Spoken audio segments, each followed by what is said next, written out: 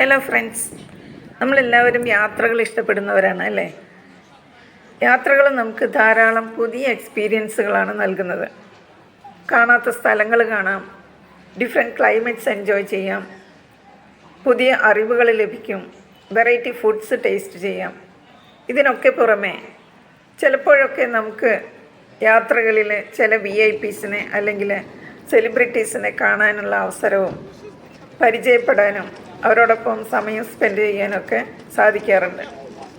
അങ്ങനെ ഞങ്ങളുടെ Australian New Zealand ട്രിപ്പിൽ ഒരു സെലിബ്രിറ്റിയെ പരിചയപ്പെടാൻ സാധിച്ചു. മുൻ വർഷങ്ങളിൽ ധാരാളം മലയാള സിനിമകൾ നിർമ്മിച്ചിട്ടുള്ള ശ്രീ സാജൻ വർഗീസ് സാറും അദ്ദേഹത്തിൻ്റെ പത്നി ശ്രീമതി മിനിയും ഞങ്ങളുടെ ടൂർ ടീമിലുണ്ടായിരുന്നു. 1980-90കളിലായിരുന്നു അദ്ദേഹം സിനിമകൾ നിർമ്മിച്ചിരുന്നത്. സാജ് പ്രൊഡക്ഷൻസ്, സാജ് മൂവീസ് എന്ന ബാനറിലായിരുന്നു സിനിമാ നിർമ്മാണം. ആവനാഴി, മുഹൂർത്തം 11:30, കടത്തനാടൻ അമ്പാടി, NH-47, ഒന്നിങ്ങു വന്നെങ്കിൽ, പ്രിയംവദയ്ക്കൊരു പ്രണയഗീതം, എന്നെന്നും കണ്ണേട്ടൻ്റെ വന്നു കണ്ടു കീഴടക്കി, രണ്ടാം വരവ്, ഇവയൊക്കെ അദ്ദേഹം നിർമ്മിച്ചിട്ടുള്ള സിനിമകളിൽ ചിലതാണ്. യാത്രക്കിടയിൽ അദ്ദേഹം തൻ്റെ വിദ്യാർത്ഥി ജീവിതത്തെക്കുറിച്ചും മറ്റും ധാരാളം ഓർമ്മകൾ ഞങ്ങളുമായി പങ്കുവയ്ക്കുകയുണ്ടായി. അതൊന്ന് കേൾക്കാം.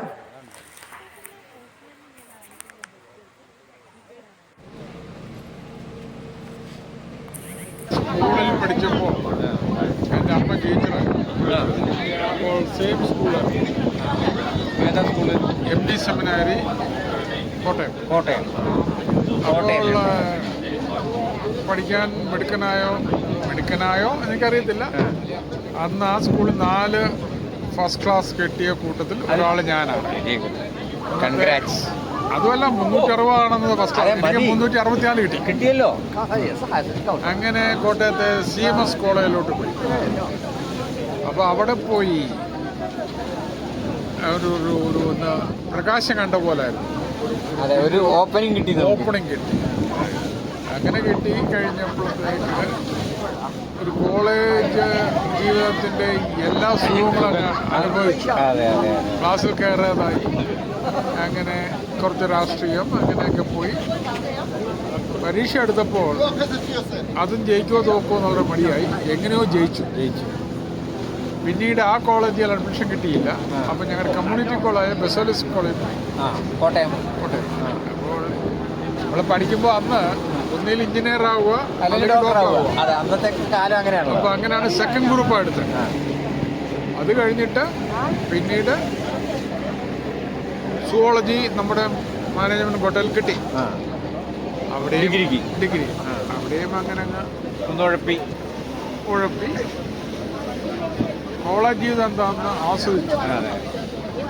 അങ്ങനെ 3-ാം വർഷം കഴിഞ്ഞപ്പോൾ പിന്നെ അപ്പോൾ കൂട്ടുകെട്ടൊക്കെ ഇച്ചിരി പണമുള്ള കൂട്ടുകാരായിരുന്നു.